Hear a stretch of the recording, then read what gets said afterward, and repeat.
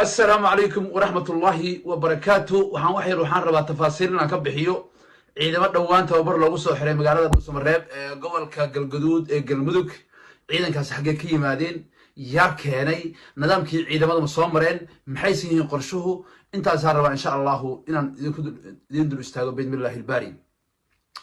horta ciidamadani waxa loo qoray qaab caloosho shaqaystanimo ah waxaana laga keenay dawlad deegaanka Soomaalida si fiican warkay u dhageysta dawlad deegaanka Soomaalida laga keenay laba beel oo beesha ogaadeen horta u badan yihiin waa beesha Reer Cabdulle iyo beesha Cawliyahan waa kow lambar labo waxa kale oo ku jira beesha Jidle beesha Sheeqaal beesha Karala iimay degto iyo beela kale oo Soomaaliyeed laakiin afarta beelood ee u badan yihiin ciidankan waa beesha ogaadeen iyo beesha Hawiyo ama Sheeqaal ama nimanka la yiraahdo maxay ahayd Jidle ama Karale ciidamadaas marka qaabka loogu talagalay waxa way waa qaab caloosho u shaqaystanimo ah in xamar la keeno dabadeedna markay mucaaradka iswaalaan xabadda ay la dhacaan waayo ciidamadaas ciidamo Sheekh Shariif yaqaana ma wuxuu dalku soo qabtay ciidamo mucaaradnimada dalka wuxuu yahay garanaya ma aha kadib marka cidii loo diro bay xabadda ku ridayaan waana ciidamo uu dictatorka Xasan Gurguurta ee waqtigiisu dhamaaday uu doonayo dalka inuu ku afduubo kadib markii ciidamadii magaalada joogay marka hore wuxuu isku dayay inuu dhisay ciidan gaarka ciidanka leeyahay magaalada Muqdisho laga arooriyay dhalinyarada Soomaaliyeed bay ahaayeen ama gobolaha ka yimaada Muqdisho ka yimaadon ayagu iyo taliyahoodiiba aragtidii la rabay waa lagu fushan waayay waxa taliya looga dhigay nin la yiraahdo Xasan Cadde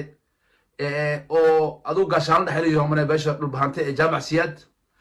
ka bacdi markii aragtida ninkan dalka wax badan soo joogay dhibaatooyinka fara badan dalkan ka jira soo joogo ahaa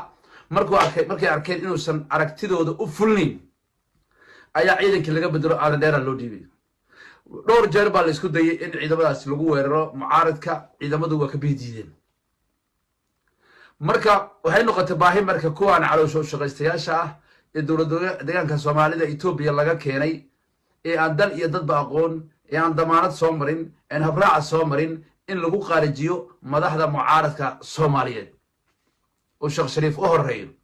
qaabka marka cid u horeyso in la qaarijiyo rabo waa Sheekh Shariif waxa ku xiga Cabdiraxmaan Cabdishakuur Xasan Cali Qayre waxa ku xigo ninka la yiraahdo muxuu ahaa ragga noocaas oo kala Cabdikariim Guuleed Cabdiwaal Koofi ragga noocaas la rabaa in lagu qaarijiyo waxa kale Xasan madaxweynihii hore madaxweynihiisa dhamaaday hadda dictator isku bedelay wuxuu kala xamar ku diyaarsaday dhalinyaro madax jibis ah oo boqol ah oo ayagana baacsanaya taageerayaasha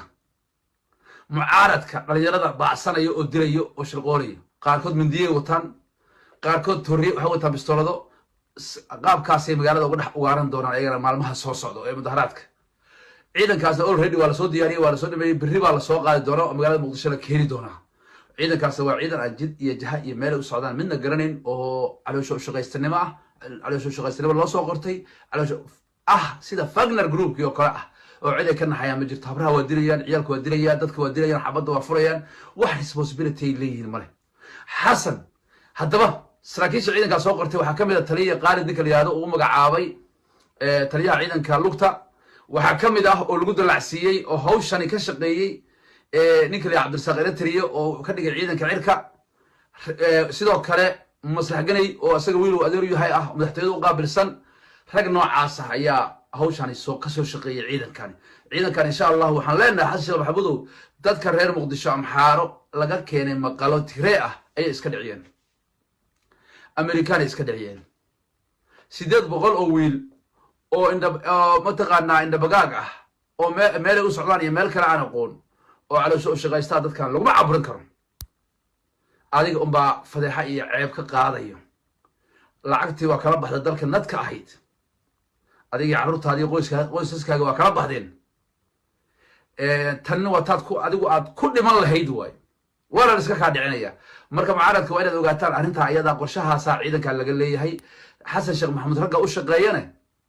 qaabka ugu shaqeeyaan waa qaabka hadda fiqi u hadlayay fiqi waa idin digay waa sida uu inkugu digay hadda ka hor noogu digay ninka la Xuseen Caydiid oo Itoobiya Soomaaliya halbaas barba yeelaysa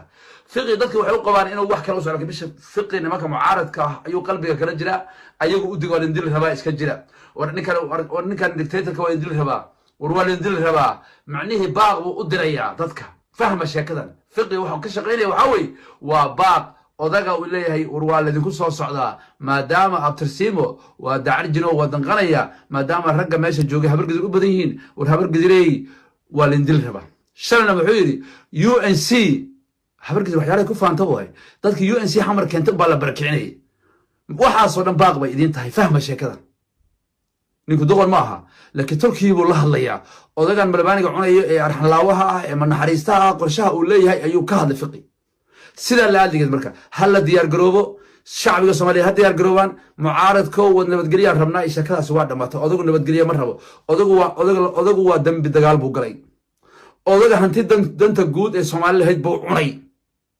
nin gowracangeeda kama waabto odagu waa dambiile dagaal waa dambiilaha human right dad masaakiin ah iyo barakicii waa dambiile musuqmaasuq galay oo hantidii qaranka Soomaaliyeed cunay ama in uu asaga dictator ahaan dalkan ku haysto ku badbaado ama inuu dhinto rabaa wax kale u dhaxay ma jiraan ha loo diyaar garoobo. Assalaamu calaykum wa rahmatullaahi wa barakaatuh.